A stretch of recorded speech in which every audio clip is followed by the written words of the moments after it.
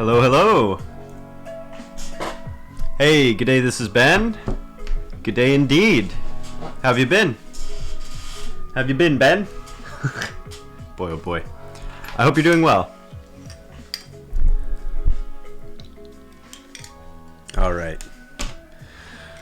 Let's do a little bit of streaming today. A little bit of code. Nothing too crazy today. It's Friday, and I like Fridays.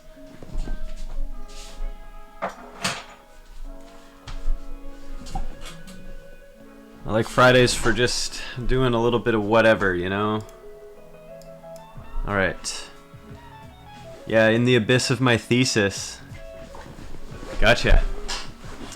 Hopefully that's coming along okay for you. I have a roommate who's working on a dissertation for their PhD, and it's tough going sometimes, you know, because it's a lot of, well, it's hard topics, it's a lot of difficult thinking, and actually writing is tough on its own, right? And pair that with kind of having your own, you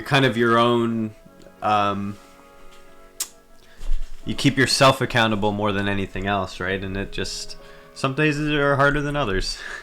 So I hope it's generally going well for you. In the abyss, as you say. Doing well. It's fun and all. Not as bad. So not as bad. Yeah. The start and consolidating the blah blah blah. It's Friday and I can't read very well apparently. You're doing well and it's fun, so it's not so bad. That's great. The start and consolidating the data is like the worst part until the models are running. That makes sense. I'm not too surprised to hear that. Hopefully that went well or is going well.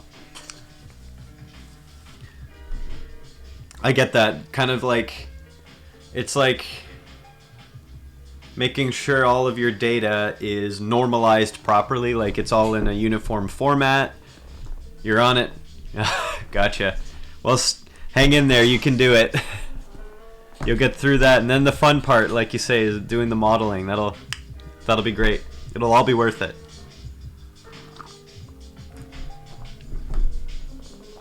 All right, I gotta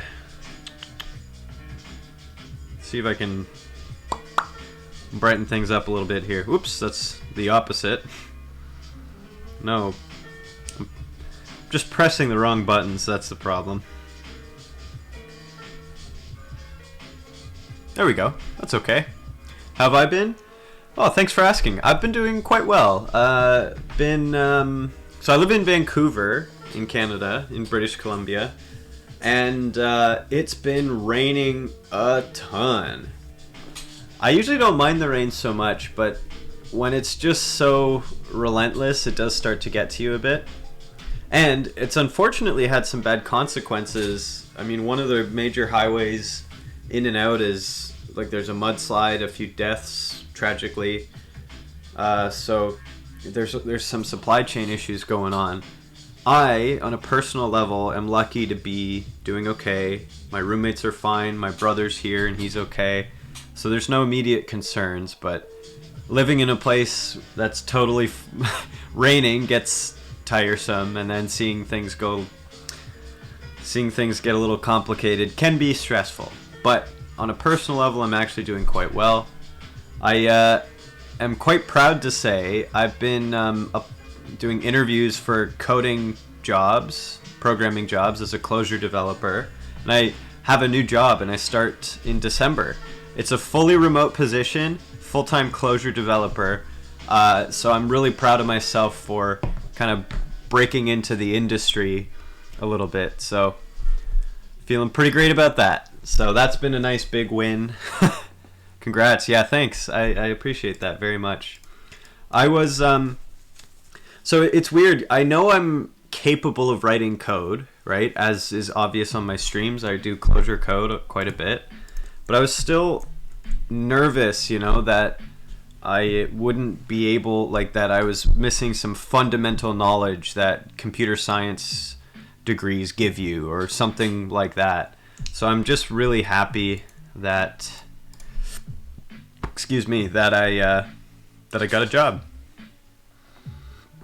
Excuse me. So yeah, things are coming along nicely in that regard. It'll let me balance out, like it'll give me financial stability with enough time and flexibility to still do my open source work. The goal is eventually, of course, that I have my own little side business with my 3D CAD tooling and stuff like that.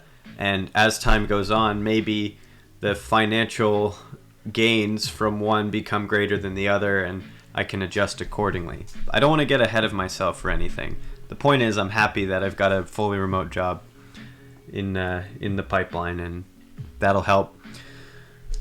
And my girlfriend and I will be able to afford expensive rent and all that classic stuff. So things are good.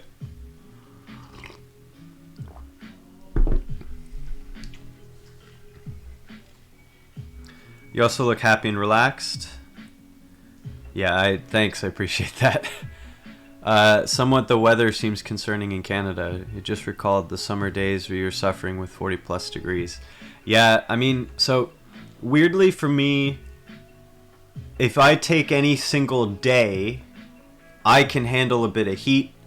I've got, I will have air conditioning, or I can go to a public place with air conditioning. I can take a shower to cool myself down. I'll be okay. Or if it's raining a ton or it's cold, I can bundle up. I've got a dry place to stay. I've got a roof over my head. I will be fine. But for me, just seeing these more intense weather patterns just has me existentially concerned about the state of climate change and just being, hit time and time again with a new crisis and stuff. Those are the things that go through my head, and they just straight up, honestly, they really concern me. So those end up being the hard things that weigh on my mind, especially because I look around and the people that suffer from these things are people who don't have a home, people who can't afford, who are poorer, minorities, all that stuff. It's the classic stories, the people in power suffer the least. And seeing the weather patterns just brings all of that into my head, so it's just anxiety inducing. I'm not here to preach or anything like that. I'm just pointing out that those are the kinds of things that they honestly, they really concern me. And so those can be hard days for me sometimes. But on a day-to-day basis, I'm happy, I'm healthy, I'm safe. I've got good friends and family to, care for and who care for me. So, in my own life, things are pretty great. But I keep my eyes and ears open for things that I can do to help as well, It's agreed. It's one of the reasons why I initially interrupted the pursuit in ML research. Gotcha. Yeah, I don't have a clear answer for it, but I do know that if I play my cards right, I can turn my career into something that's helpful in the category of climate. In particular, my 3D modeling stuff. What I really hope to do is build out my open source stuff over time, build a bit of reputation as a good programmatic designer, that sort of thing, and start working with or for companies that are on the cutting edge or working hard on traditional solutions to climate related stuff. That's my personal thought and idea for kind of doing my personal thing towards these kinds of things, and simultaneously looking at good places to donate, good places to perhaps volunteer some time, that sort of thing. But you know what? It's like I'm only one man. I have to take care of myself. I want to take care of myself is a more fair thing to say. And I want to take care of people around me. So I want to keep those values in mind as I go through my day. And it can be hard sometimes, Sometimes it makes me sad. There are other days where I'm very happy and I'm grateful for everything that's gone well in my life. And I want to use that power, privilege, and safety to help other people. Those are the things I keep in my head. Because I don't want to say everything's doom and gloom. There's a lot of great stuff going on in the world. I want to keep my eyes and ears on that as well, And on a totally unrelated note, today, I'm just going to take it easy because that's important too. And Actually, while we're on that subject, here's what I'm working on today. It's all good. I think we all have one way or another to contribute. It's not like that everyone needs to live perfect in any way. Oh, totally not. I don't begrudge anyone for living a life that isn't, I mean, you know, if you're a politician, you've got insane amounts of wealth and power, it's maybe a different story. But an average, everyday person that you see in the mall, on the street, wherever you're at, I think people should live their lives, you know? They should be considerate as much as possible. Try to be helpful. Those are things that I would hope everyone does. But I don't begrudge everyone for living, quote-unquote, imperfectly. It's how we are, right? We're all like that. Just doing our best. That's the hope. But today, let's go vegan, live carbon neutral, waste-free, etc. So, I have gone vegan. I actually like it a lot. I don't have a car anymore. I bike everywhere, which is fantastic. Both of those things are kind of easier in the city. So, you know, a little asterisk there, but I'm proud of those things. Waste-free, I really want to get there, but holy crap, there's so much plastic covering everything from the grocery store. It drives me nuts. But one step at a time. We need our flaws. Let's focus on one thing. Yeah. You know what? I'm okay with that. I like the sound of that.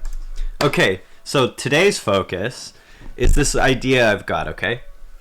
I don't think it's fully original. True dat, yeah, for sure. Alright, so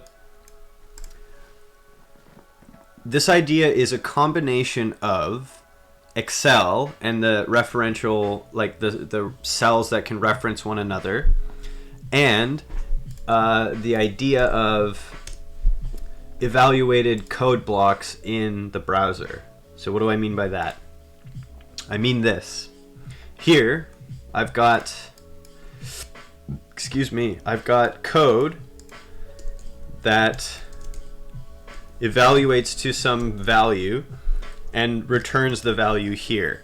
I want to combine, I want to have a little code editor inside every cell in here, and that you can reference the value of that cell's code in other cells for the purpose of building up renderable objects, so little shapes and stuff like that. That's the idea. So it's a sketch grid because I can write code, I can set up parameters, I can set up, so I could say one cell's a radius, and then the next cell is circle defined with radius in cell A1, and then the next thing is pattern the contents of cell B2 over the circle defined in C1, that sort of thing.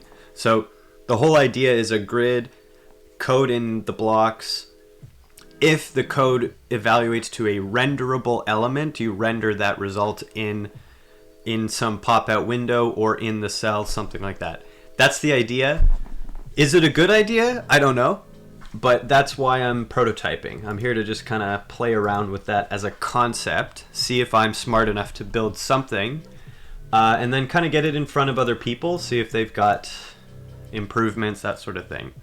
So optimization is not on the table for a while. It'll absolutely need to be optimized if it proves to be a cool idea. But I'm just here to start with some of the data and some of the basic rendering. That's the whole concept. So what I've managed to do is build out a little tool so far that lets you add and remove rows and add and remove columns.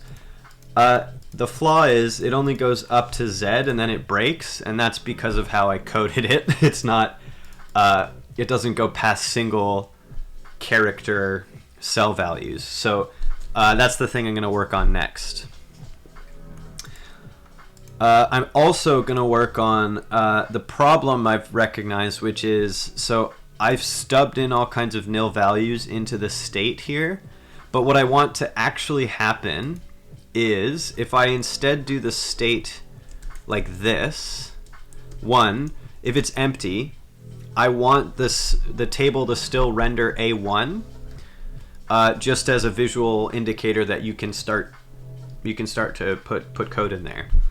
But I also want you to be able to store your state atom in a more concise way. So if a user has an empty grid and they go into cell F5 and only put something there, I want the state atom to only be like this. F5 and then content is whatever, and then the result is whatever. Okay? I own that. That's exactly what I want. I want nothing. I don't want anything. I don't want to have the state atom full of nil values. I don't want to pad it. That's the right way to say that. I don't want to have to pad the state atom with nil values all over the place. So, those are the next couple of things to fix. Let's start with this idea here, index to letter. Should it be 0 indexed or 1 indexed? What's actually a better idea?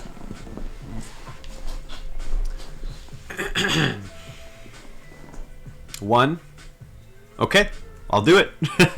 It's a prototype anyway, so I can do, I can change it later. Right, so the whole idea here is I get, okay, let's also, oh, well that's, of course that's gonna go wrong.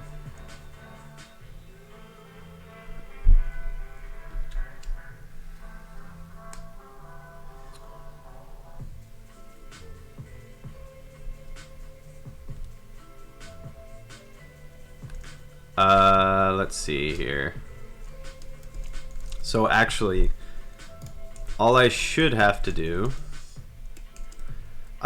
this is not very elegant, but I'm okay with it. So let's do get from characters decrement n. And let's see if that,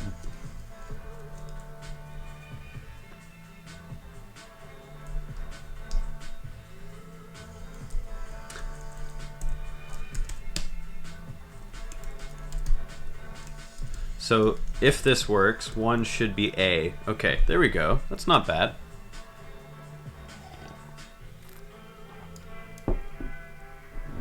And then 26 should be Z.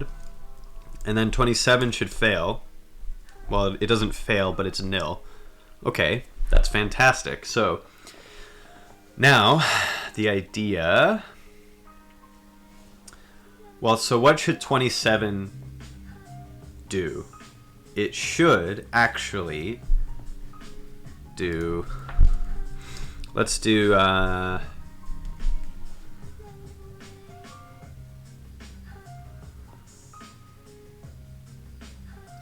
you can use a Cartesian product. Oop. Disconnected. You can use a Cartesian product of 2 values for the start.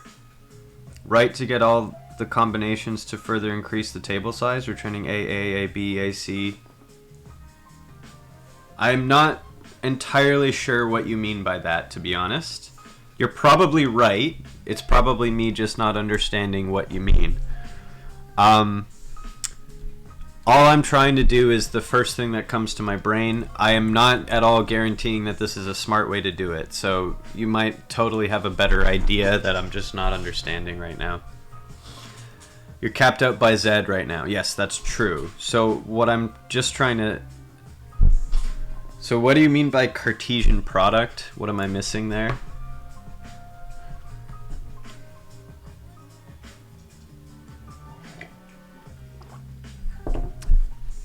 Yeah, so what I'm trying to do is figure out...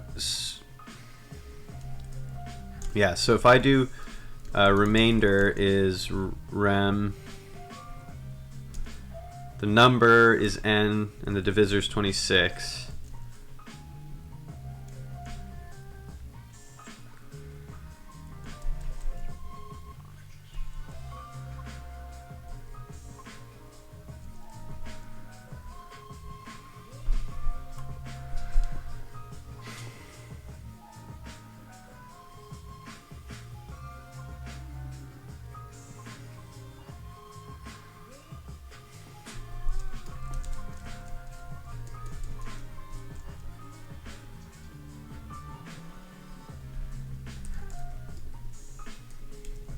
I don't know what the math terms are not coming to my brain right now. I just want to do int of divide n by 26.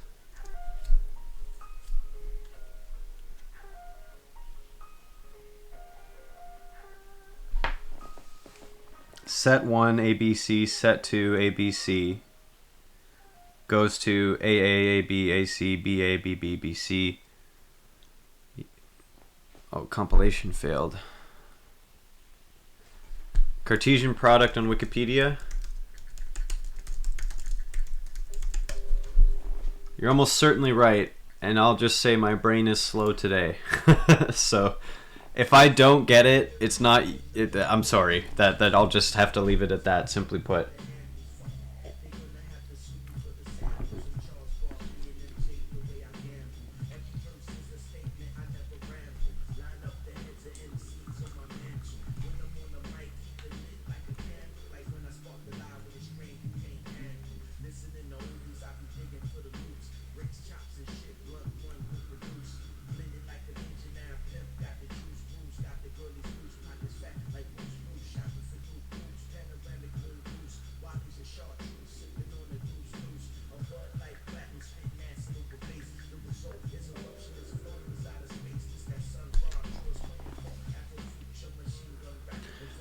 Does this work for, so like if you go high enough, you end up with AZ, or what is it, like AAA, right? You get up to 3, right? So does the Cartesian product of a set,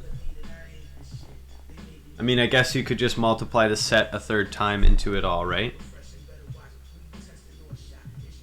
Of n sets, right? So an n-fold Cartesian product, where each element then is an n-tuple, third order, so on.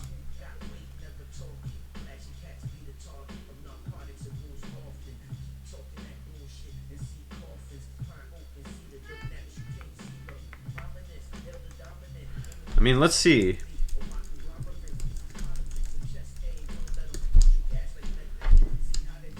Yeah, so AAA, AAB, and so on.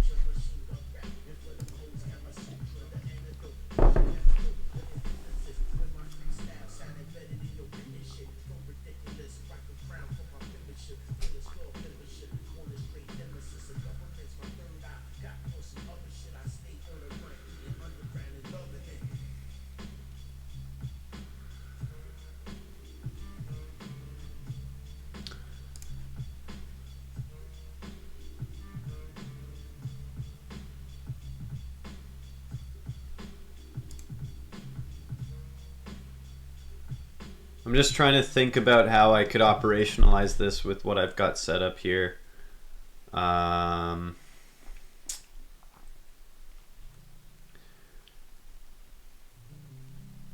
Combinatorics, I could use that. Hey, Green Coder, how's it going?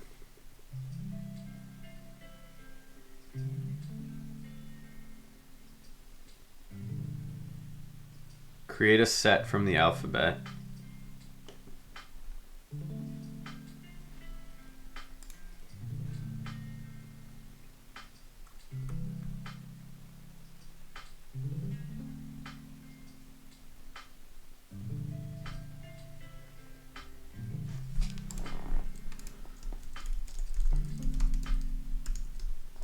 No, closure.set.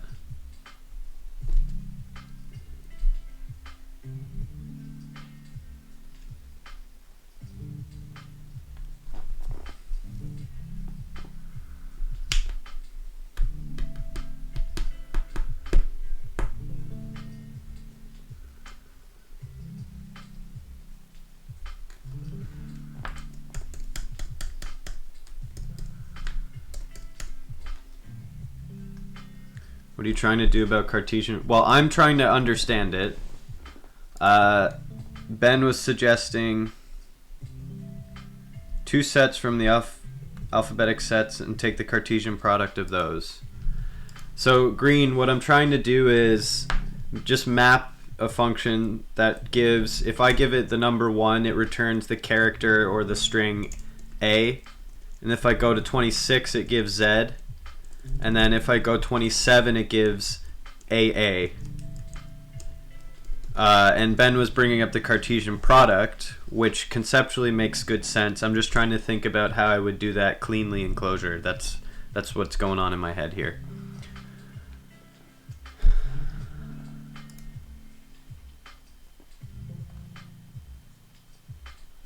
So here's what I was, so this answer here actually brings it up using a for loop. Here's the thing about Clojure that I do know. So if I do for A, 0, 1, 2, and then I do, oops, typing this poorly here. And then I do B, 0, 1, 2. Actually, let's do like A, B, C. And then I just return everything that the for loop spits out. A, B, like this. It'll do all of them. It'll automatically give me, which I guess is the Cartesian product.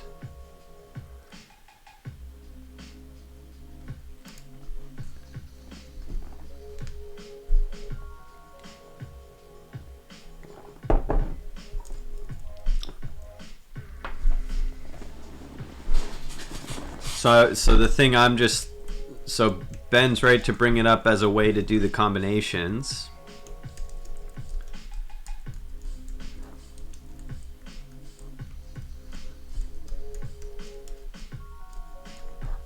Right, so if I do A and B like this, but I want to generalize it to n dimensions right away and not hard code anything. So maybe I'm trying to think too hard. That's a classic problem. But there we go, right? I've got the Cartesian product of all of those doubles, right? So what I could do is have a function that returns those and just builds the single solution as on a case-by-case basis, I suppose. Because what I could do here,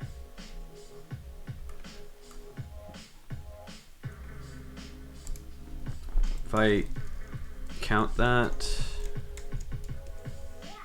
yeah, there's a lot of combinations there.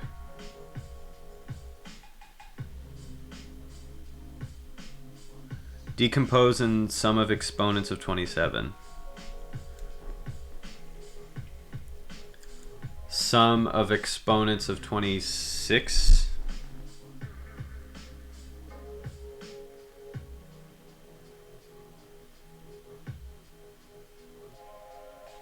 Thread last range map num to triple A.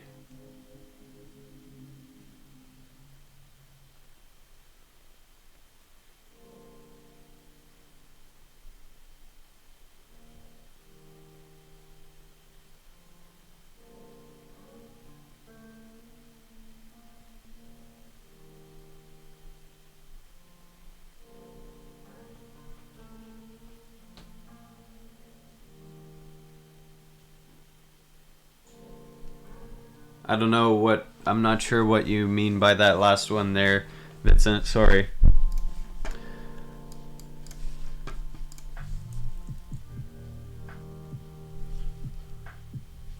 I'm gonna be honest with everyone. I'm sure this isn't that difficult a problem, but I'm having a tough time thinking about it right now, so I do apologize. Do you just need a sequence of numbers written in base 26? Well, so what I want to, here, this is what I'm doing. Whoops, why is this failing? Oh, because this is wrong. Well, that's not at all correct. Oh, it is actually correct for what I've got here. Here, I'm building out a grid, and I want to do A, B, C, D, E, F, G up to Z, and then I want it to be like Excel where it does AA. So I need a sequence. I mean, I guess, excuse me, I guess you're right. I kind of do need a sequence of numbers in base 26. I guess that you're not wrong about that. And then I just need those to map to the appropriate character or characters, right?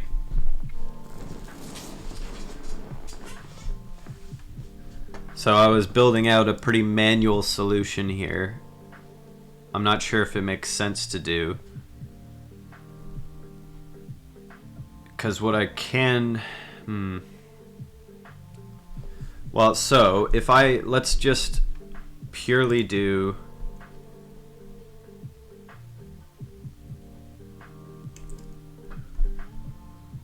If I do like int, let's imagine 12.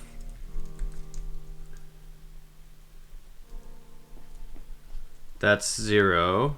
But if I do 27, that'll be 1.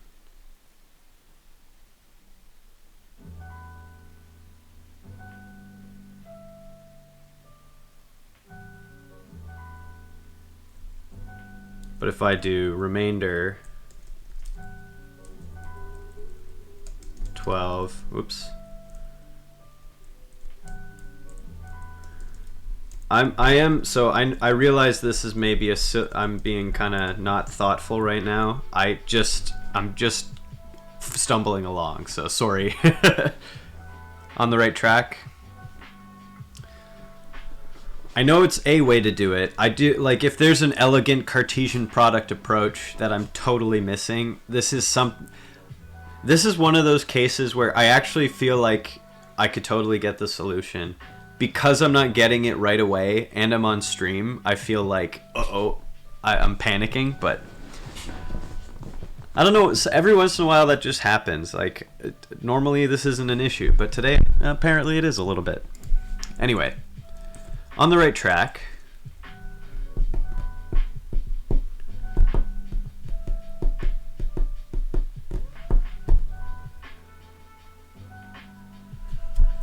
I mean, so if I do...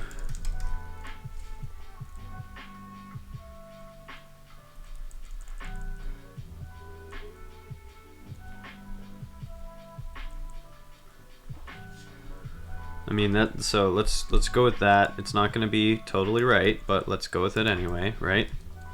So if I do index to letter of 27, this should be A again. So it wraps, which is good.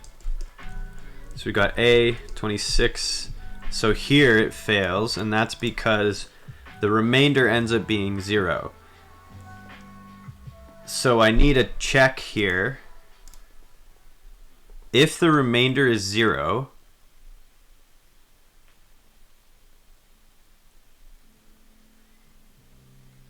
get the remainder of 26, then loop on the div by 26.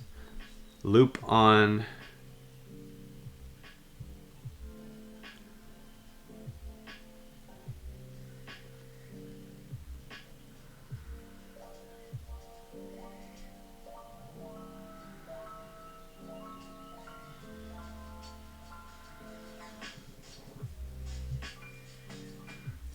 not div, it's quote. Quotient?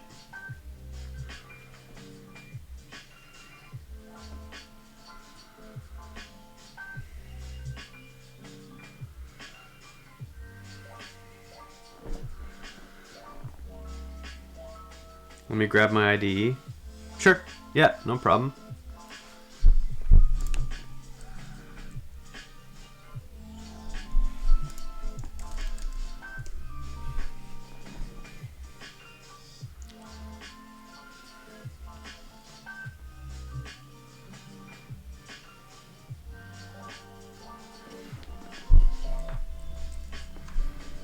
Okay, I'm just gonna, for a range inc m, do this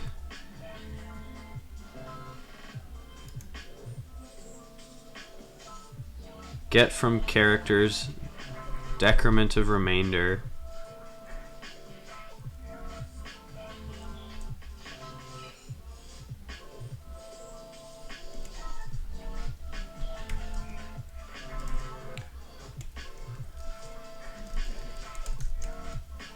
if the remainder equals 0,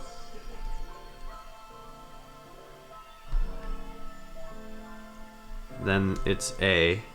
Otherwise, wait, is that true?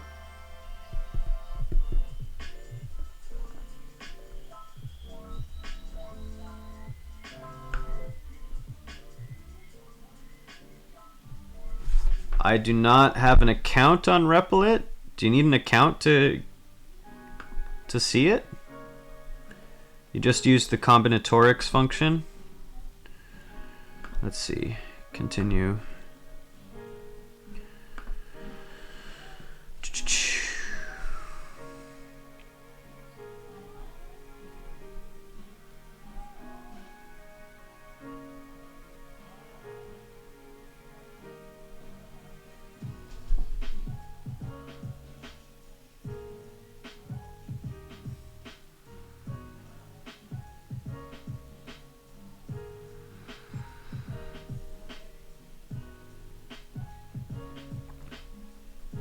Right, so Ben, what you've given me there, does this work?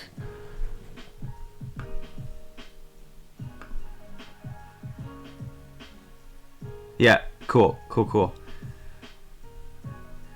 Yeah, so functionally, thanks Ben, I appreciate that very much. So surprisingly, what you've given me there, the same sequence, I can generate that particular sequence exactly the same way, well, without using combinatorics, in this case anyway, by doing a for comprehension here. See this? If I do for AB and then return the pair AB, it automatically pairs out everything in the same way that combinatorics does for the pair. So it ends up working nicely. What I think would be different, and what I might use the combinatorics library for, is building a function that does it if I pass 0 to a function and then it gives me the nth index into a single character, or it gives me the nth index into a double if I pass in 2, for example. So there's something to work with there. Thanks for that. In the meantime, I'm going to continue with this little messy line of thinking and see if I could come up with my own solution. Not that yours is unhelpful, just that I've got something in my head here that I'd like to try follow through. Does that make sense? I'm off by 1. So I got an off by 1 issue here, but we're getting closer. So 28 should be AB. Ah, okay, here we go. I've made a mistake.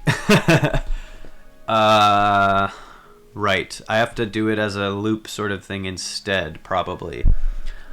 Because what I haven't done is decrement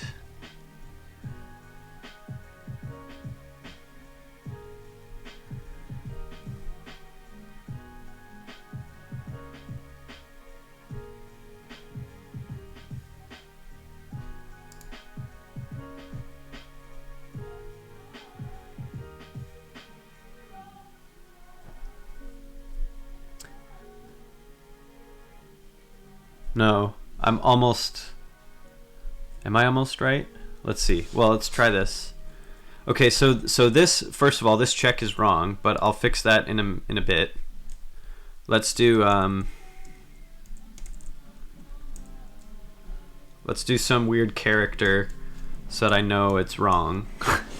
Right, so 26. Oh, of course, here's... Maybe it's not A, it should actually be Z.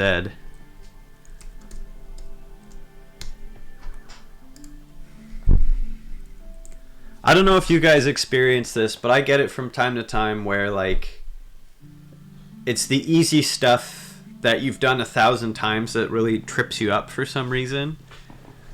It's like sometimes you spend a lot of time thinking in a really abstract way on challenging problems, and it feels okay not to know how to think about things right away. But then you like drop back down into a thing you think you should know, and you totally choke. That happens to me from time to time. It's frustrating because it's silly. It feels silly. Like, wait a minute, did I just mess up doing a multiplication, or I added numbers incorrectly? Or even I counted wrong. ridiculous. Stuff happens to me all the time, though. Makes me think, like, that I'm not actually that smart, you know? It's just kind of lucky. But hey, that's just kind of how the human brain works from time to time. I'm not too bothered by it most of the time.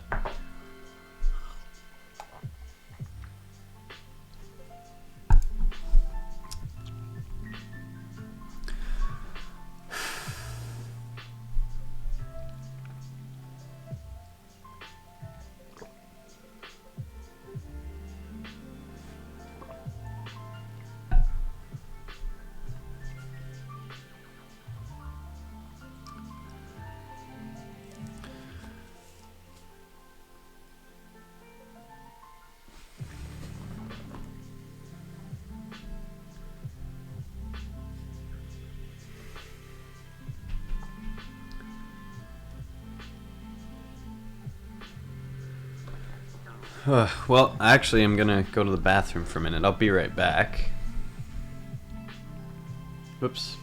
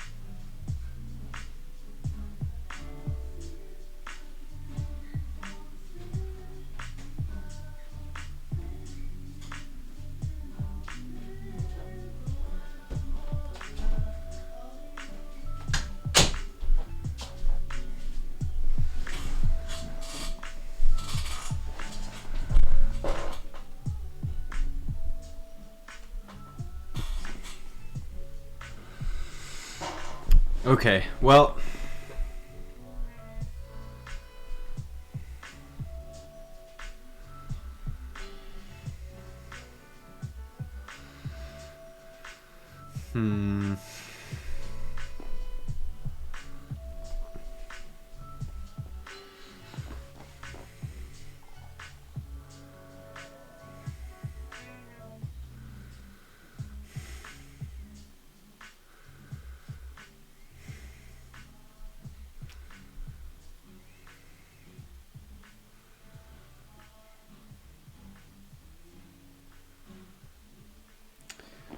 Green coder, n to base 26. What is the quote function? Quotient?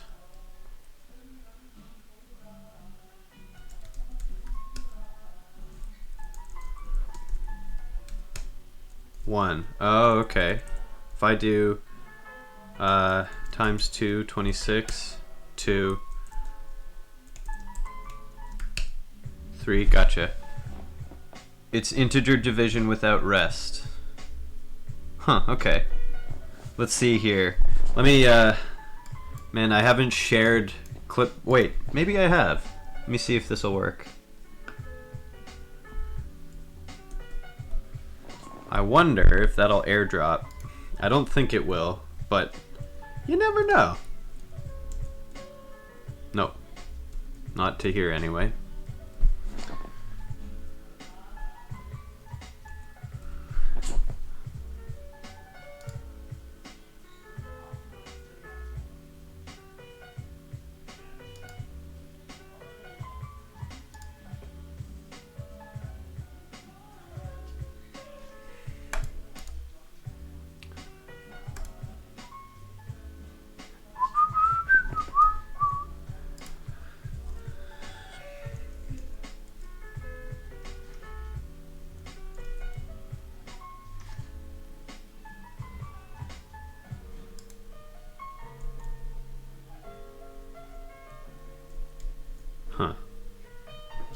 think I missed what you're trying to do now. Base 26 counting is exactly what I'm trying to do. Creating an index for each of the characters. Yeah, so I need to... I mean, they're kind of two different ways of thinking about the same problem. Copied an implementation in the chat. Yeah, so I'm... Green Coder, I saw that. Thank you. I'm trying to copy paste it. But I don't have shared clipboard apparently between my iOS devices, which I kind of thought I had, but anyway, let me just do this.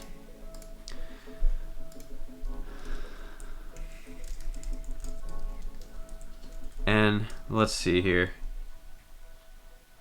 This is a poor way to write it, but good old-fashioned copy-paste with... Let's just read it out as I'm trying to understand it. So n iterate the lambda function taking n, which takes quotient n 26.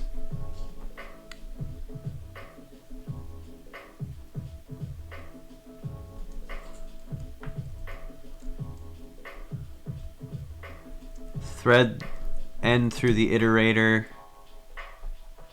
then take while complement 0, take while not 0 effectively, complement 0, map that over another lambda function n running char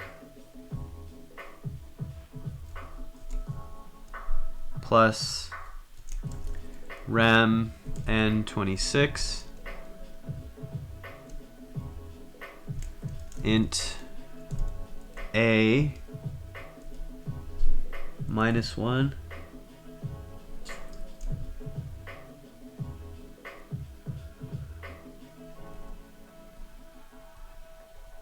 reverse apply string to that. And then you have an example call there. Okay, so this might be off by 1. That's totally fine. There's another thing I have to note here because... Oh.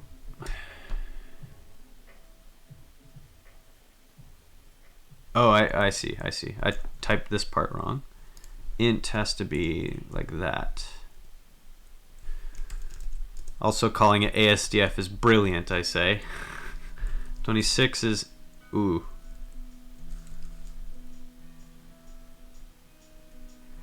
We're almost there. That's almost right.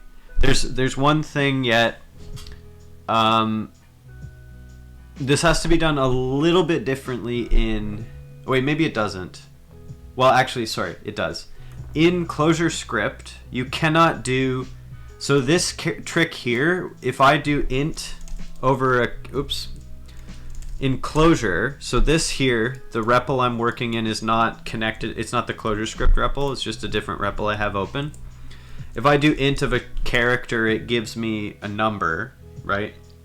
So you can just you can run char on. If I want to get B, I just do char 98 gets me B. You can't do that in Clojurescript because there's no char or character type. It just is a string. So you can't, like, if I do int of A, it's 0. If I do int of B, it's also 0. So you can't do that. So you have to do this part a little bit differently. But that shouldn't really be a big deal.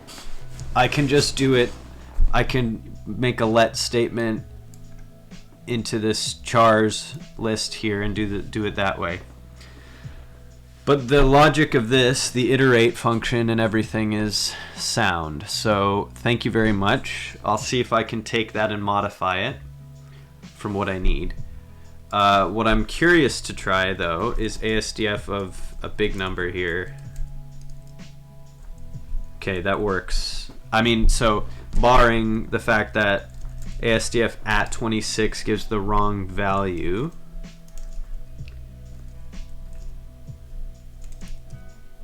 Null. Oop.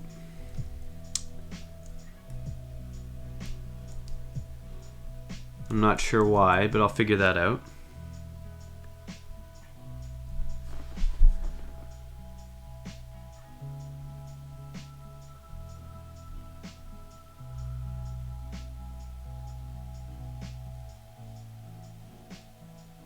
Back quote in A.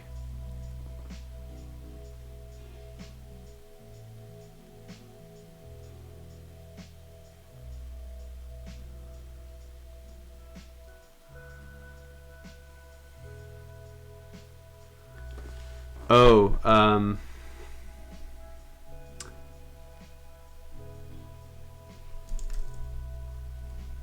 96. Right. So at that boundary, the logic is incorrect. Oh, but only at that boundary. Okay. 6 a.m. here. Sorry for the typos. No, no problem at all. You guys are helping me more than you need to at all, so thank you very much. And Ben, why not map index +1 over the character set?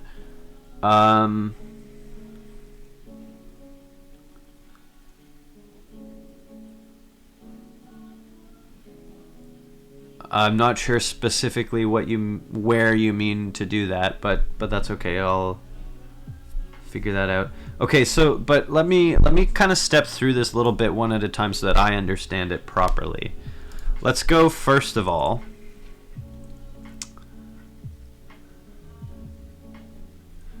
Let's just do this. Let's undo all those things.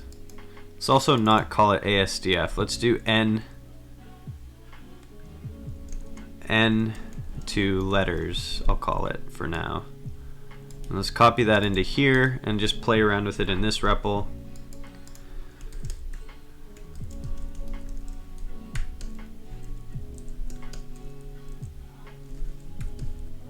Okay, so here, right, we do get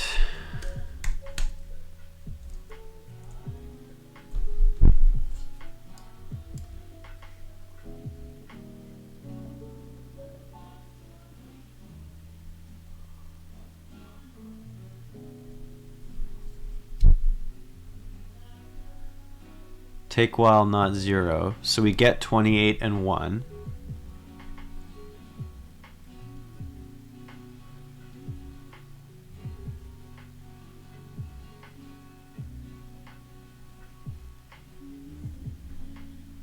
And now let's go here. Well, actually, let's do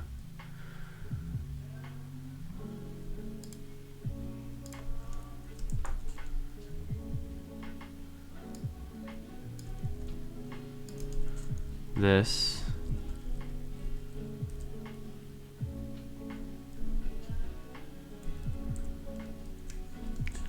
Don't need any of this.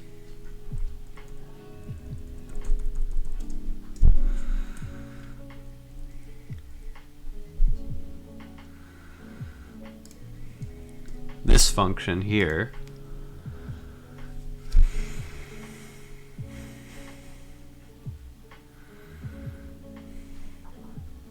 Actually, first,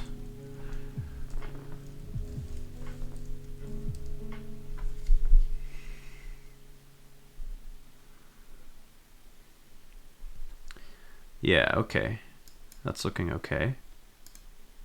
And then all I need to do, yeah, okay, so instead of char,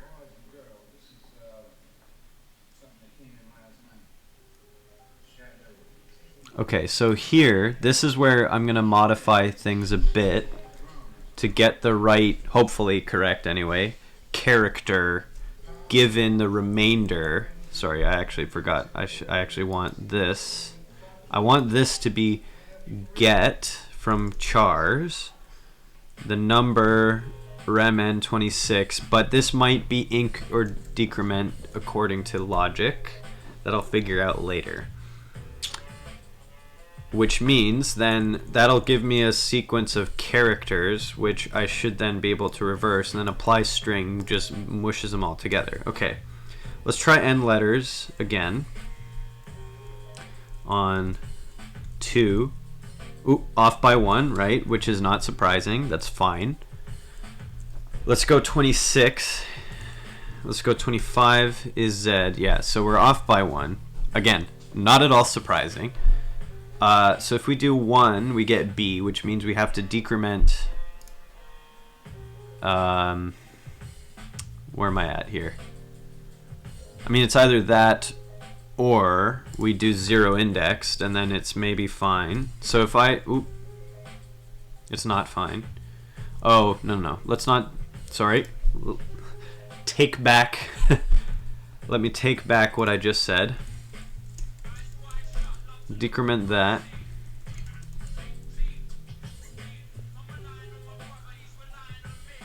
Alright. Boy oh boy, I'm slow today. I hope everyone's okay with that. That's just how it's gonna be. Alright, so for the case where you pass in 1, you get A as expected. If I pass in 26, I get A and nil, which is not expected. I'm slow as well. I mean, it is 6 a.m. where you're at. It is normal brain operation hours where I'm at, so I don't have much of an excuse. But hey, you know what? It's a Friday, and not every day is a good brain day, so I'm fine with it. Right, so the only thing is I have to do a little bit of a check at the boundary with Z. Excuse me, because it ends up going to... if the remainder is 0, right, it decrements it back to... AA is weird because we don't have a letter for 0. Yeah, exactly. It ends up being kind of a blank.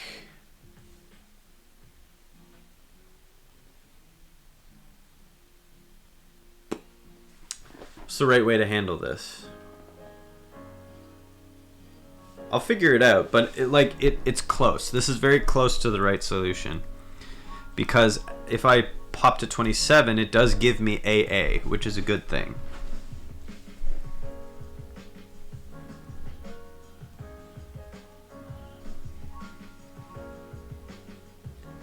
A is 0 except for the front letter.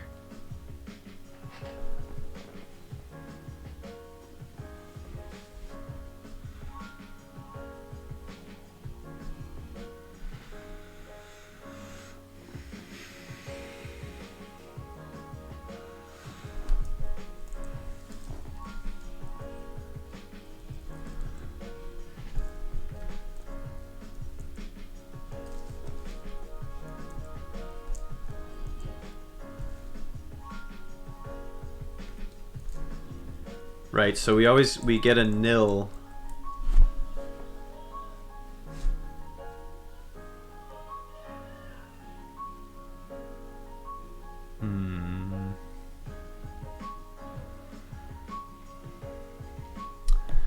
Well, let's just do let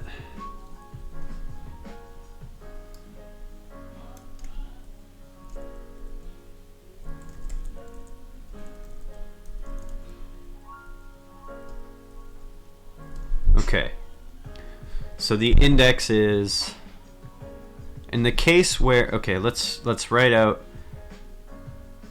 Okay, so we've got here 26 gives us the wrong result of A and nil.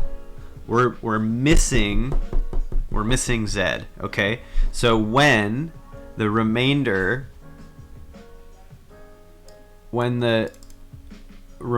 is 0. Sorry, let me rewrite this a little bit. R is remainder n 26. Okay, so the index is then if R equals 0, then the answer is we want the index to be 25. Otherwise, you decrement index or the remainder to get the index. Is that correct? Let's see if that's right. Oop, I've made a mistake. Well, let's go with that there. Okay, let's ignore this for now. I'm gonna just assume things are fine. Let's build out this in here again. Unable to resolve symbol F. I must have typoed somewhere. If, not F. Okay, there we go. Okay.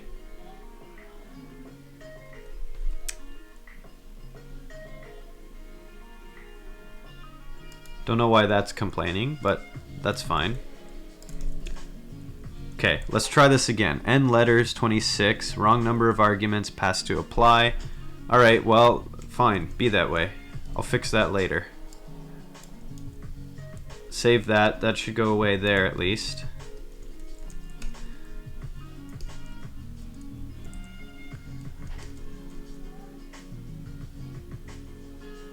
What did I mess up here? Oh. I see. I understand. Okay, there we go. Fat finger typos. Alright, here we go. Alright, Z. AZ. Oof, close. Okay.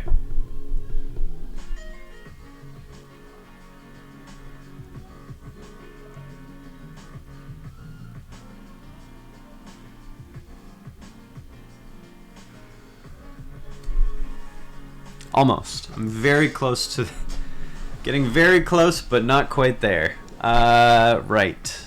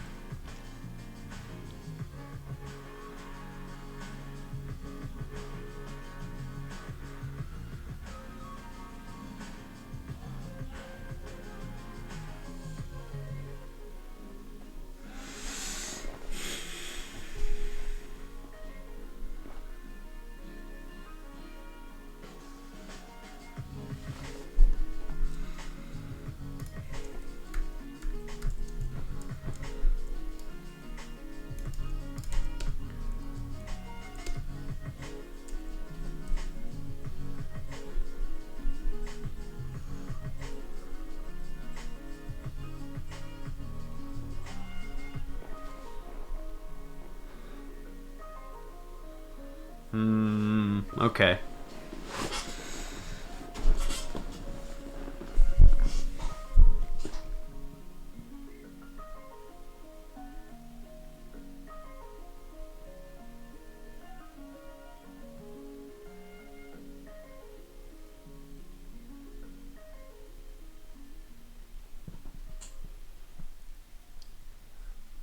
Let's see.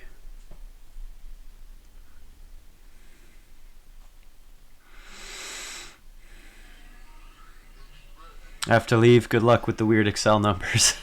Thanks, Vincent. This is one of those things where I totally thought this wouldn't be as time consuming as it was, but it is, and oh well, that's fine. So it goes. Have a good one there, Vincent. Hopefully you have a good day and a good weekend, and hopefully you'll see you around at some point.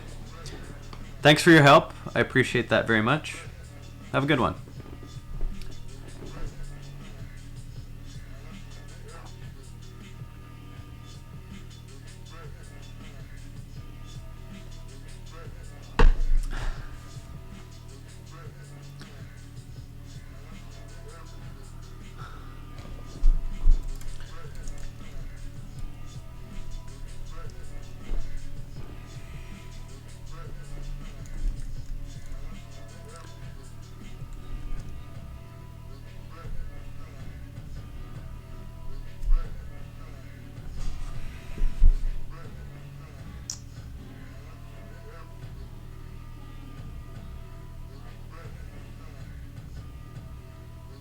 I mean, I guess I could do...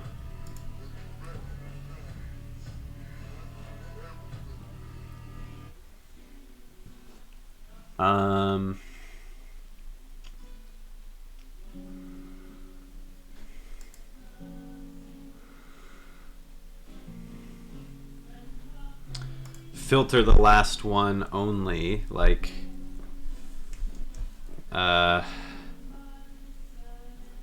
it's a weird function that takes numbers, and then it's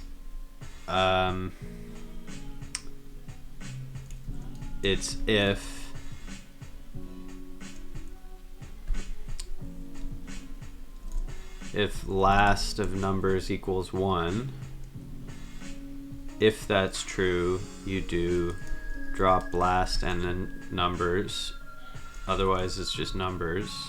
This is very messy. Will it work? It might, but I'm not convinced that it will. But let's see what happens.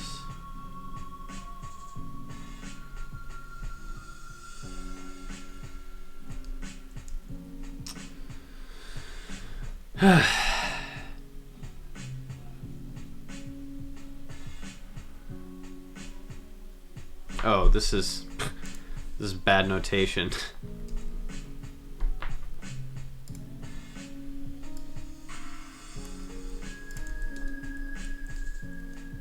Okay. Oh, but that's also wrong, isn't it?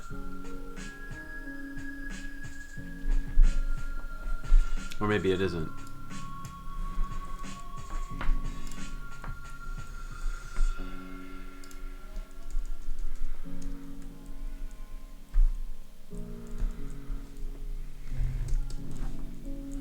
I mean, it's correct there, but that's not helpful. Yeah, all that does is get rid of the... It just...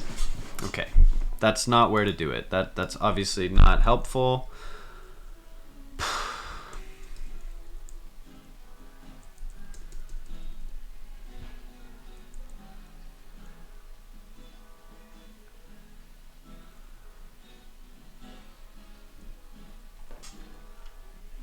I mean, I could do a really wonky string replace.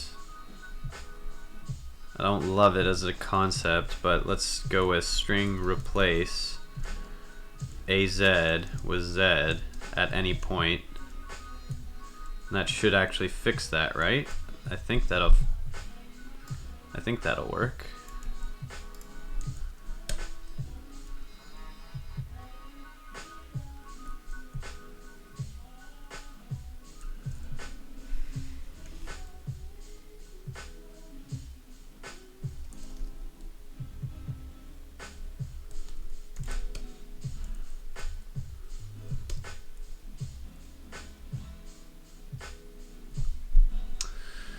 Hey.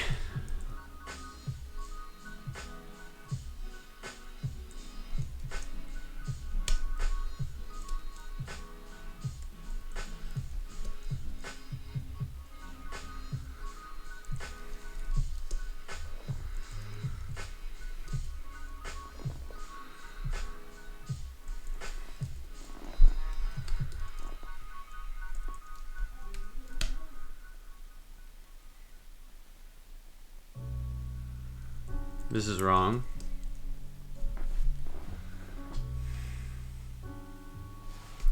Right, of course this isn't going to work because that eliminates an entire category, or an entire 26 spots on the whole thing.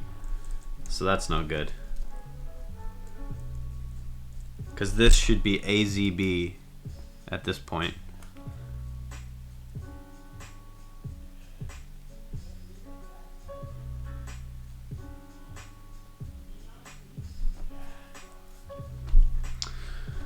Ugh, okay. I'm gonna give myself another 10 minutes on this particular issue, and then I'm gonna wire it into this so at least I get 600 columns worth of good data.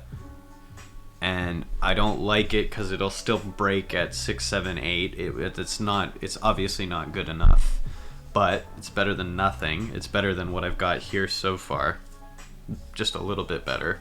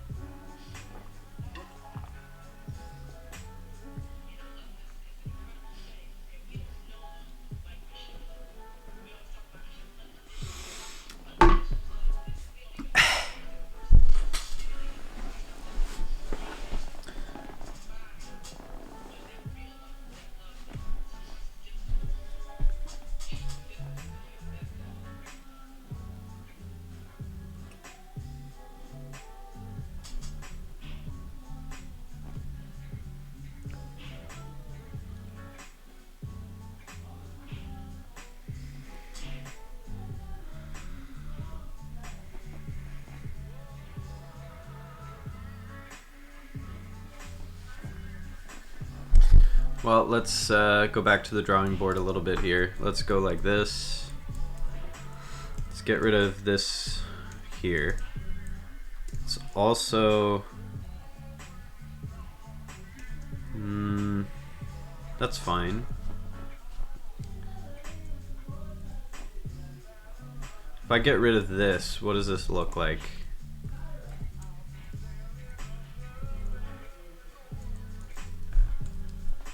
Ooh. Oh, of course this is gonna be... I have to interrupt that. Ugh. There we go, that was a mistake. Because this iterate goes forever. Right, so take while. I need the complement 0. I need that.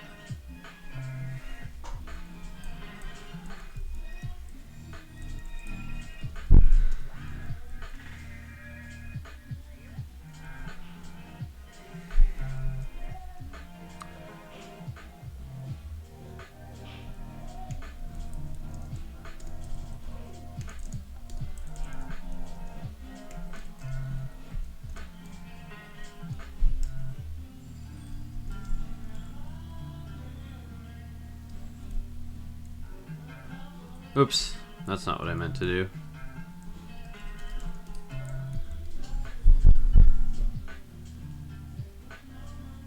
Okay, so this here gives me a sequence.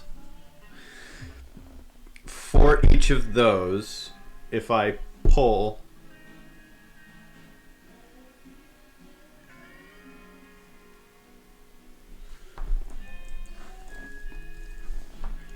okay, so this is the situation that's weird. Everything else works just fine. Okay, so what does this mean?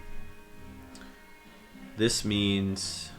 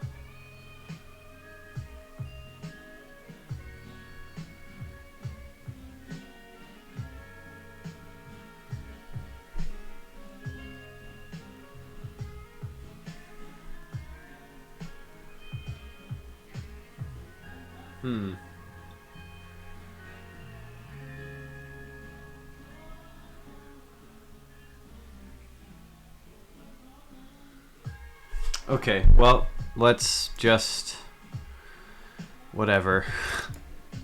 Put a little note to myself here.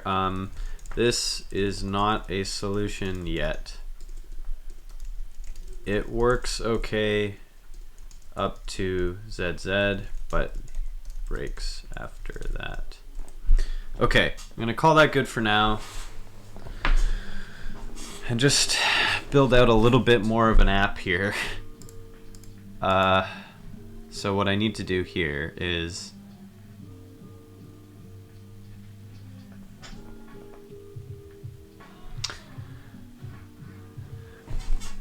end to letter is actually what I want to do.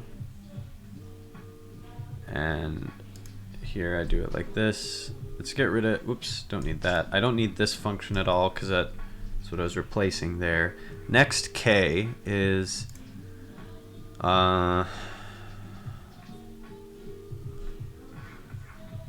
actually this here. If not K, then it's keyword A. Otherwise, you let ooh, I have to shoot. Okay, well,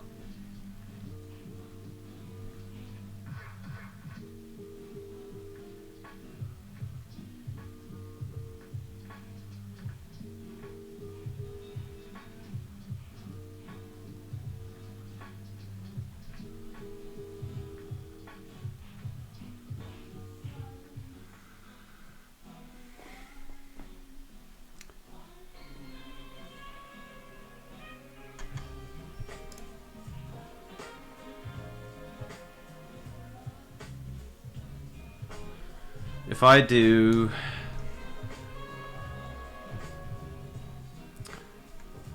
I have to do this as well.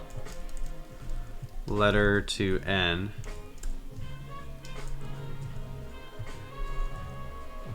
Oh, N to letters is actually right. Letters to N. Letter string. Here I do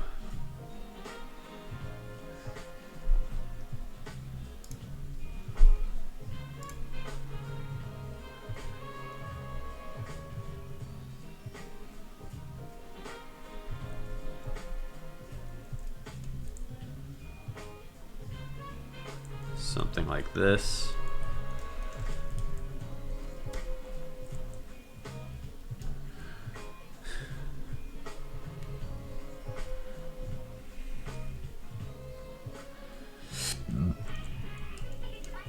Ends is actually going to be map inc get from the lookup table name of that mapped over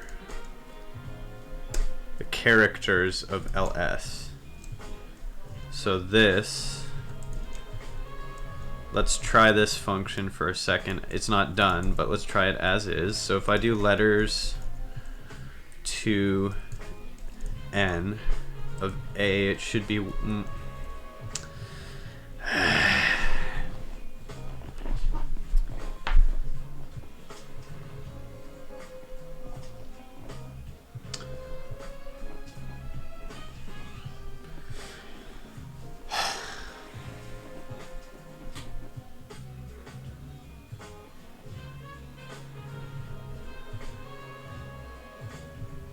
oh, I don't need to do name here.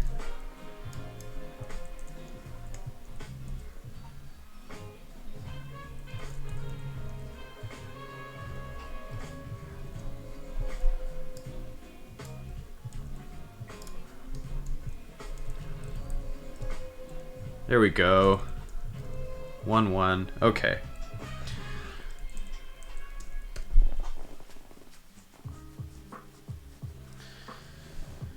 Right. So given that set of details, what I need to do next is turn it back into just a regular number, not a base 26 number, which is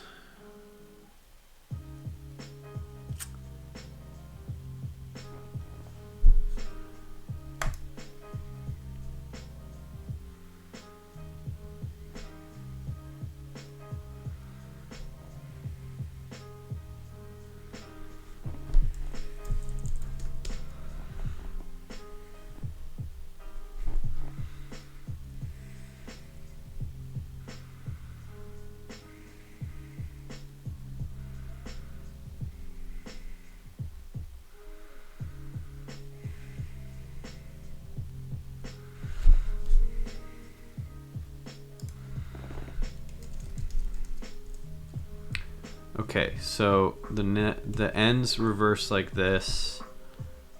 So it means you have to do map indexed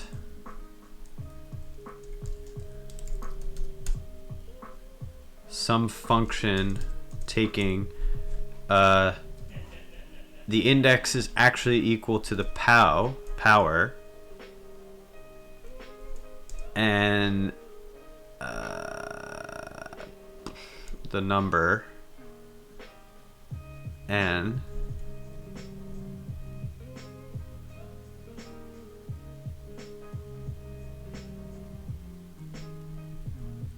I think this is right.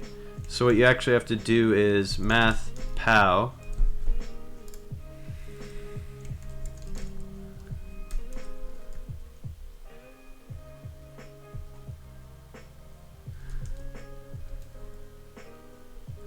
number to the power of, so the number is 26 to the power of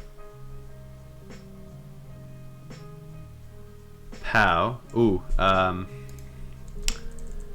exponent e, power of e, times n, and then you reduce that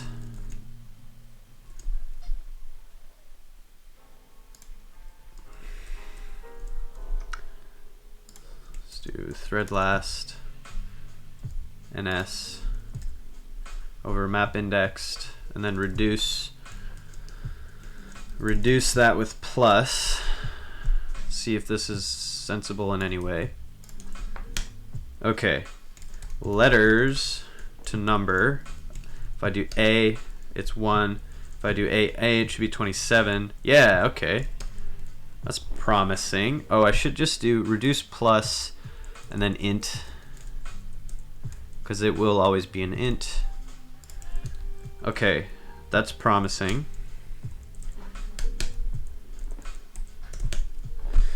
I think that's right. If I do Z, hey, cool. Okay, so if I do 6, 7, if I do AAZ, AAA 703, if I do ZZ, I don't know if that's right. That seems wrong. To be honest, that seems wrong.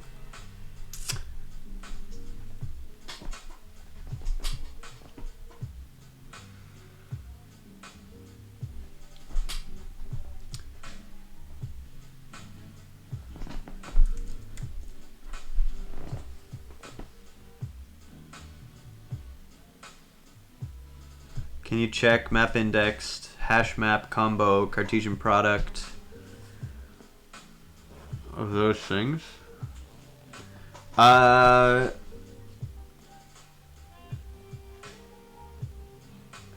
map.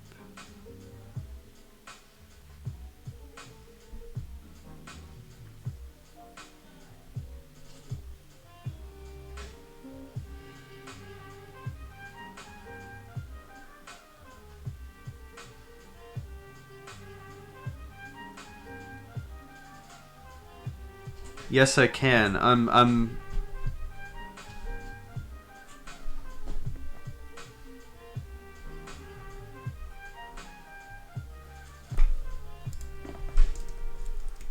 map indexed,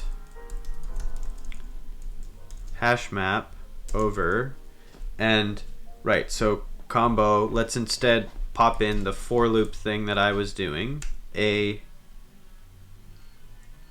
Yeah, I'll do that. I'll just do it with a reduced set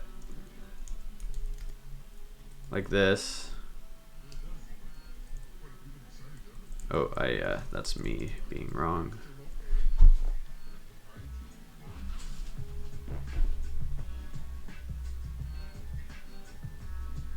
Clojure.string/index of.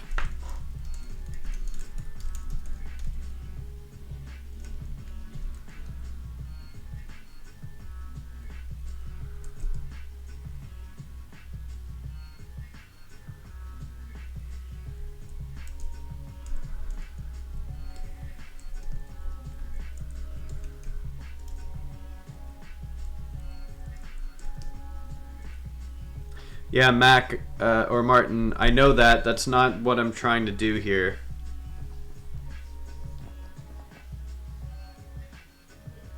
I don't think it's what I'm trying to do here. Oh, you mean instead of building this little lookup table thing, then it would work, actually. Yeah, so actually, to be fair, thank you. I didn't know that.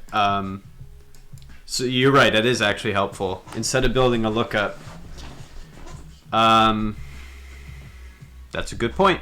I did not know that. Thank you. All right, so index of blah. So I could actually just do, where am I at here?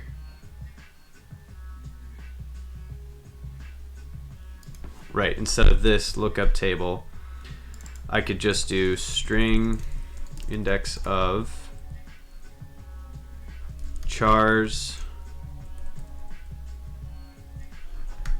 That should work, right? Index of, there we go.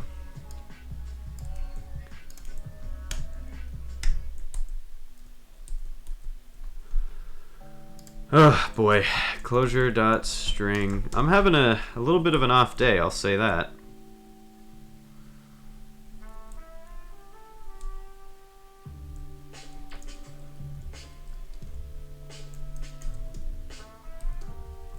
Okay, we're working, things are working okay.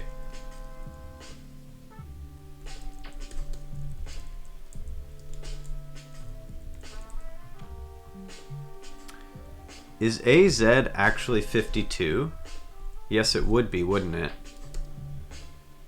Because Z is 26, AA is 27. Yeah, that should be right.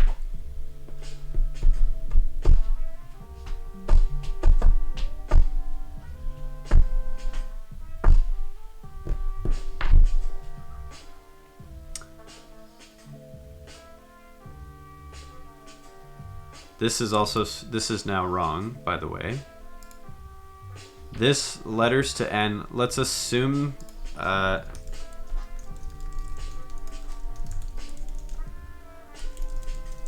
assume for the time being that it's correct, just because my brain is just not with me today. Brain's working against me a little bit here. What did I break? String replace, oh yeah. Wait.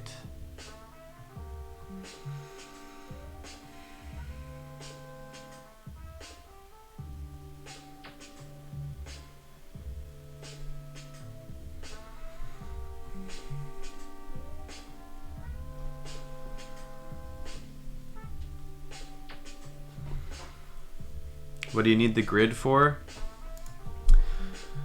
The idea, I'm just slowly building up.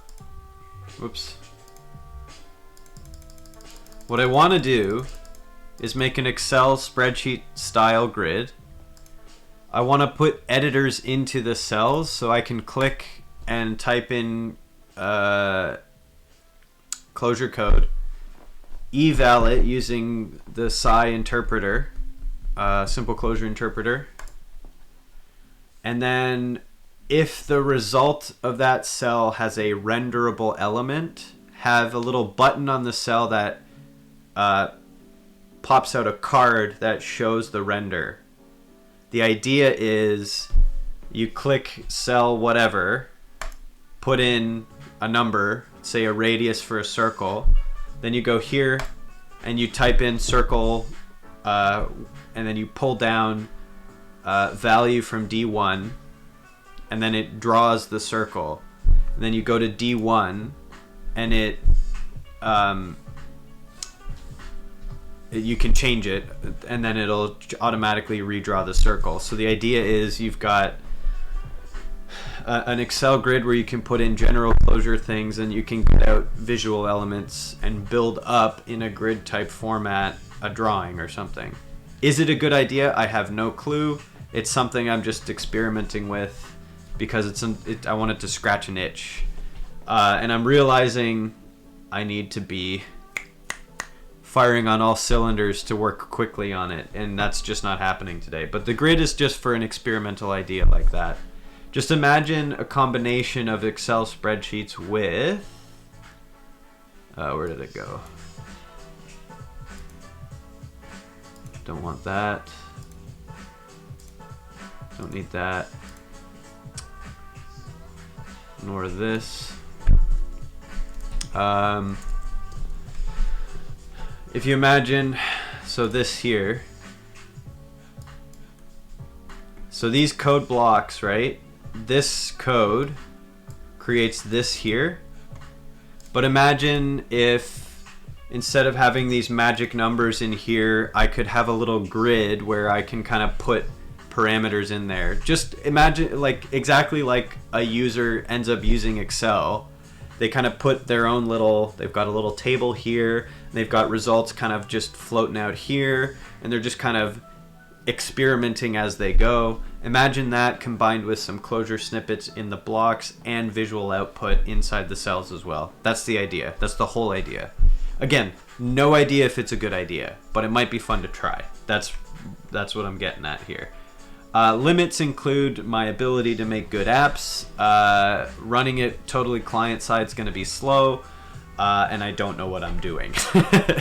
But I'm not here to necessarily make everything work perfectly. It's literally just trying things out. I don't know why this is doing that.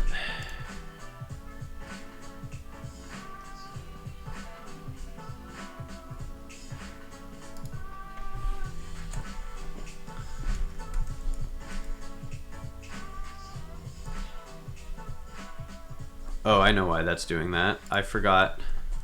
I need to do this. There we go. Again, this is a hack. This is a bad hack. And I'm gonna be right back.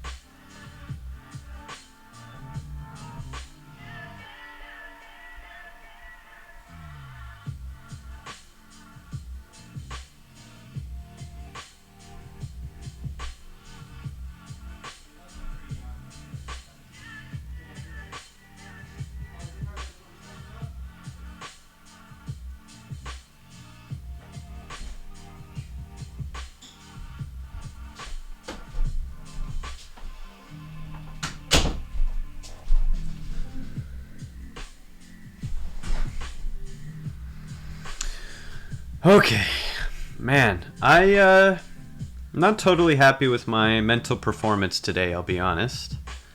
But we'll see how things go.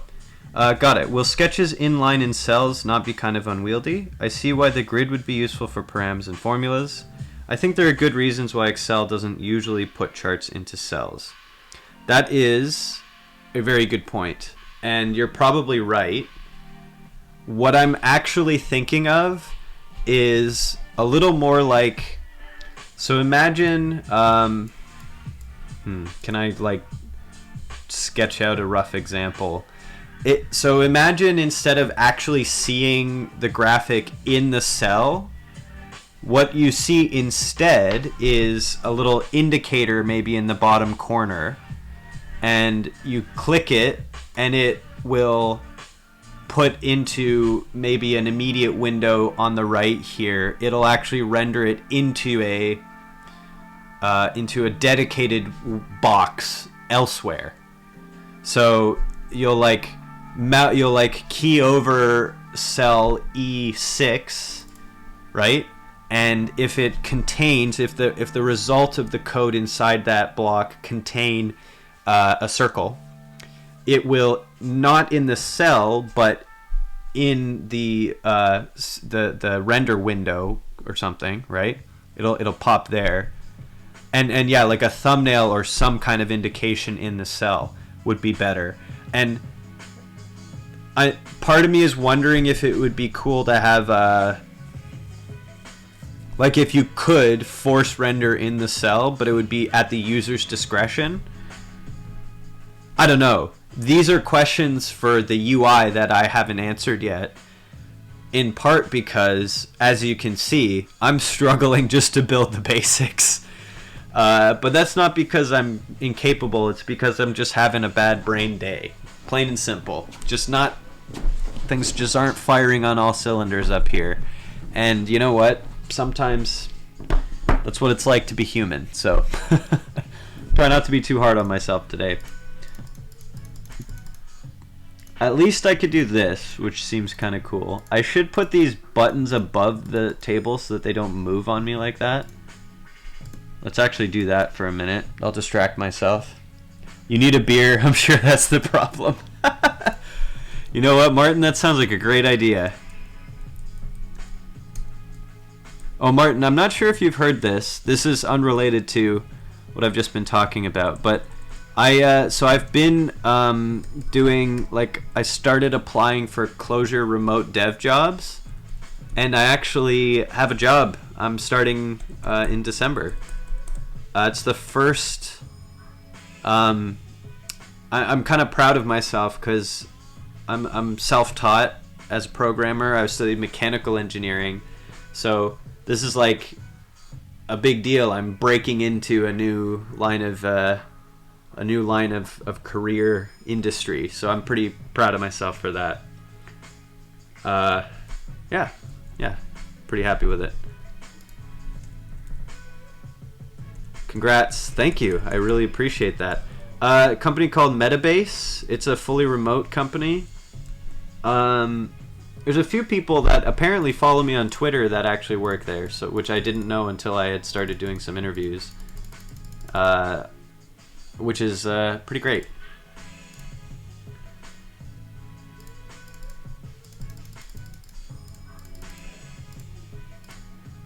They're awesome. The product is fantastic. Yeah, so from what I know and from what I've seen and heard, I'm very excited to be working there. I think I'm going to learn quite a bit.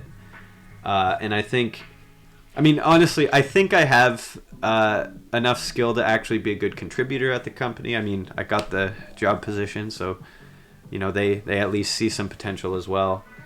I feel like it's going to be actually quite good. I'm very excited. I'm happy that it's remote work and distributed team, all of that. One of the guys there made Methodical, which is multi-methods on crack.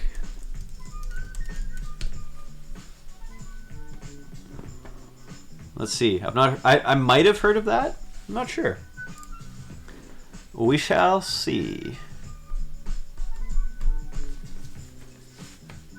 Oh yeah. Actually, Cam actually was one of my interviewers. I met them via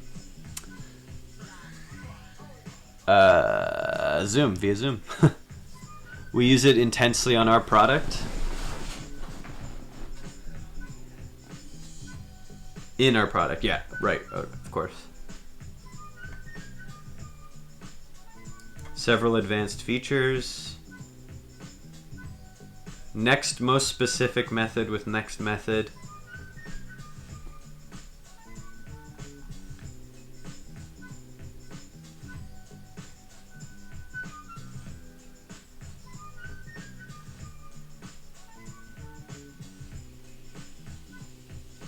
Ah, okay. This makes this here. That makes perfect sense. So you can reuse implementation. That's cool.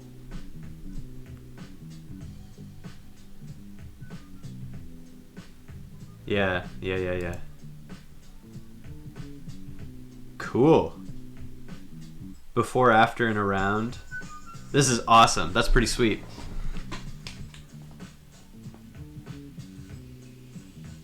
If you want, I can give you an intro so you can impress Cam when you start. I mean, I don't have the time for it today, but I mean, that kind of sounds fun and funny at the same time. This is very cool. I wonder, this could be pretty useful for me.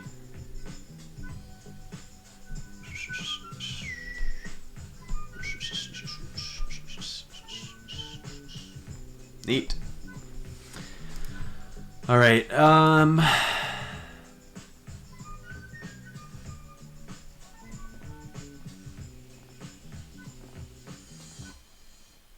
They also made Toucan.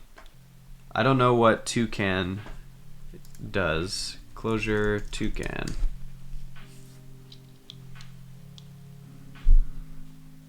Is a Clojure like ORM?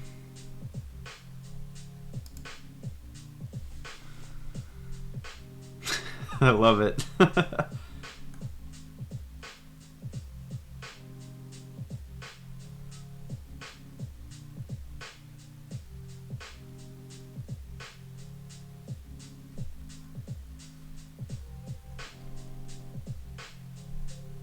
Builds on JDBC and HoneySQL. Cool.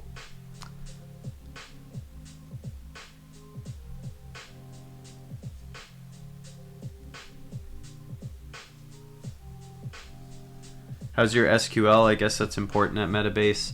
I guess you're right, and it's one thing that I am going to have to study up hard. My SQL is minimal. The simple truth, I need to learn more about it. And the other simple truth is I'm not worried about it. I just need to practice. Yeah, I'll learn it as I go. I'm quite confident that one, I can learn it, and two, they'll have a few people that I could bounce important questions off of from time to time. But I'll get there quick enough. So we shall see. It's also you'll pick it up quickly. Yeah, I kind of think so. I mean, I don't want to be overconfident, right? But it doesn't seem like at this stage. I got to it late too, but I really like it. Yeah, I don't want to be overconfident, but it seems like one of those things that if you give yourself some dedicated time and focus on learning it, it's not actually that complicated, and I'll be okay. So I'm not too worried. My specific role and what that'll look like, it'll remain to be seen as I develop in the company and stuff like that, but it's probably an important aspect of it no matter what. So yeah, it'll be nice to learn. Okay, is there anything I can do? I have to get going very soon, actually. So let's try to wrap this up with a little bit of, did I learn anything useful?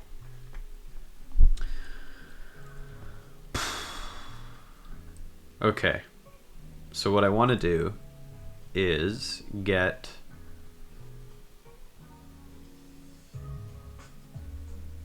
the next column is going to be,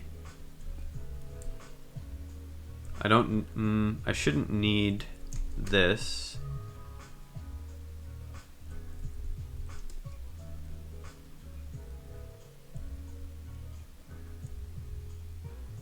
What I should do is get, so the index I want is going to be the increment of letters to number of name of K. That should get me what I want there. And then here, I should be able to do keyword if I do n to letters of the index. N to letters of the index. That should not break and should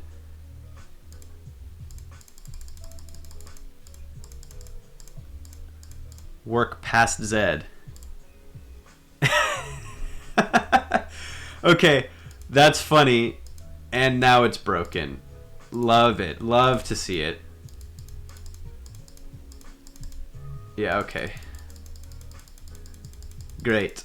Great, great, great. So this is related to, this is a sorting issue now. So it works. Have to dash, congrats again. Very impressive to get the job. Yeah, thank you so much. I genuinely, something I'm really proud of. I worked hard, I think, to learn enough to get something like that. I'm excited to learn more on the job, and I think I'll enjoy it quite a bit. I think the company will be great for me, and I'll be good for the company. So, yeah, thank you very much. I really do appreciate that. Martin, it was great to see you and chat a little bit there. Thanks for your help. The little pointers about index of. Have a good one, and I'll see you around. I am still going to be streaming, even though I have a full-time job coming up. It just will look different. My stream schedule will probably have to change, but I'm not giving it up, nor am I giving up any of the content I'm producing. It'll just have to be, maybe I'll even be better at it because I have to force myself to be a little more rigorous about my planning, but that's a problem I'll deal with another day. Yeah, cheers to you too there, Martin. Have a good one.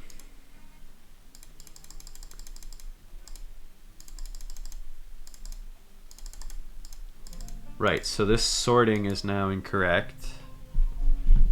I know. Here's what I can do now.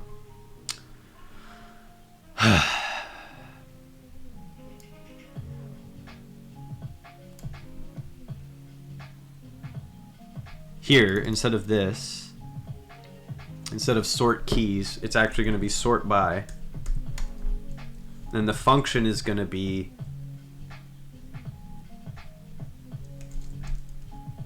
letters to number of name of the value. That should work, I think. Find out. Oops, that's the wrong way. Oh well, anyway.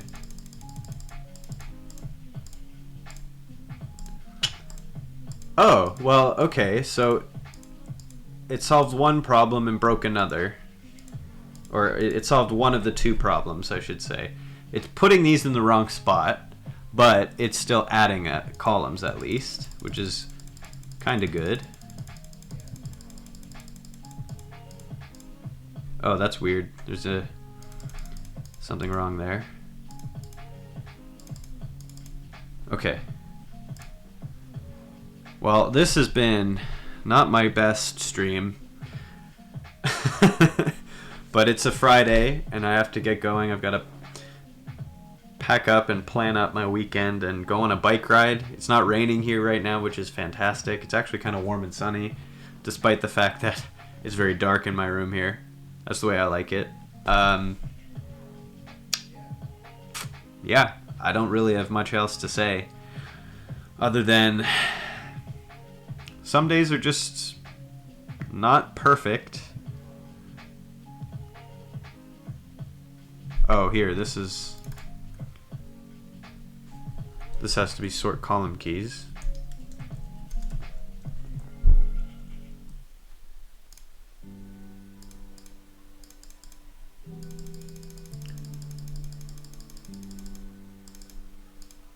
Okay, so it's removing the correct things at least. That's good. That's weird that that looks like that, but let's just kind of assume it's fine for now.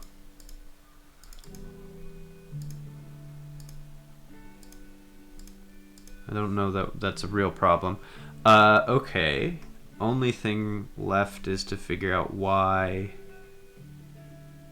that order was wrong.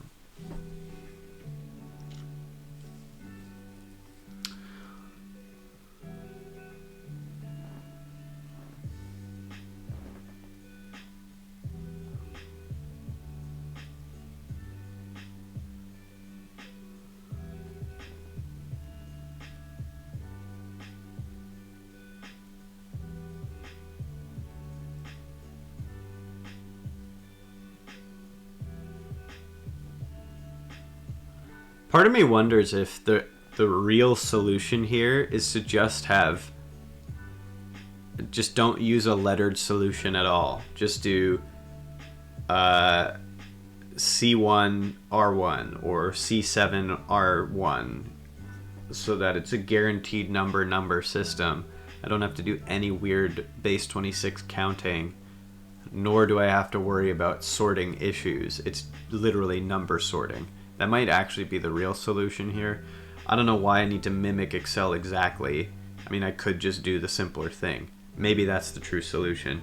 And maybe visually I could figure out later on how to render it as AA or whatever. But if I just keep it column, row, number, that might actually just be the way better solution. In fact, I think that's what I'm going to do. I want to pull the code I've done so far and save it in a spot here, but I'll probably switch to that because it just seems like a better approach overall. But that's going to be something I do later. Right now, I'm going to get going. I hope everyone has a good weekend. I want to say thanks to everyone who tuned in. If you're watching this after, like on a VOD channel or anything like that, please consider checking out my various things. Twitter, GitHub, my Twitch page, my YouTube channel, and my Patreon. Those are the kinds of spots where I put stuff. If you want to help me out, you can always find my Patreon, that good stuff. But, none of that's critical. It's just useful for figuring out how to keep this going and make it a little more well planned out and sustainable. But in the meantime, regardless of any of that, I hope everyone has a good weekend. Ben, thanks for being patient with my bad brain day, and thanks for your help. I do appreciate it very much. Have a good weekend. I'll see you around. Good luck with your shoot, was it a PhD or a master's? I can't remember right now. Your thesis, whatever. Good luck with your thesis. All right, that's enough chit chat from me. I'm gonna get going. I'm gonna turn off my computer and just go outside and enjoy the day. And I'll be back at some point next week. And still bachelor's. Perfect. Well, best of luck with that. All right. Bye for real. Yeah, have a good weekend.